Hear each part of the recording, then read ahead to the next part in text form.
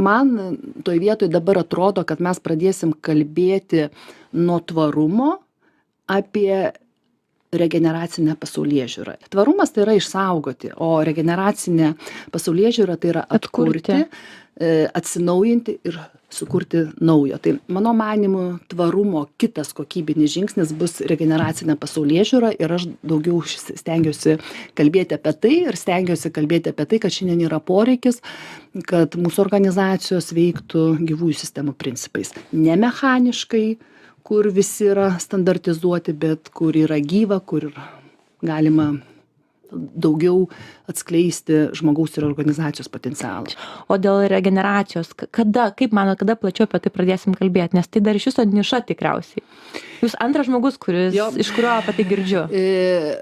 Man tai pačiai labai įdomu, kad ypatingai tai lietuviams tai siejasi su mūsų giliom kultūriniam šaknim, nes mano dar vienas yra projektas, tai dokumentinis filmas apie Mariją Gimbutienę ir apie senąją Europą.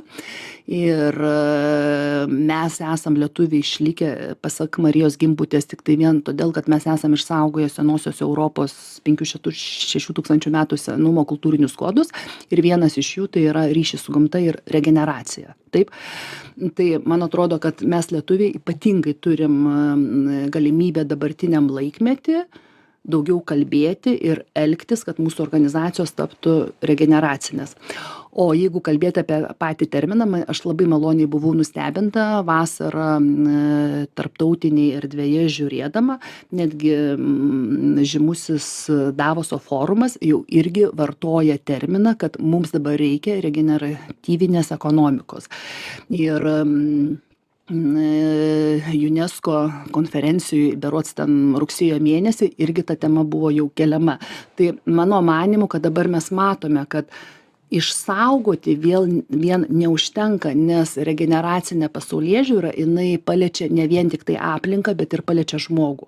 O mums dabar reikia labai regeneruoti žmonės, kad jų psichika būtų stipresnė ir nebeliktų psichologinio perdegimo.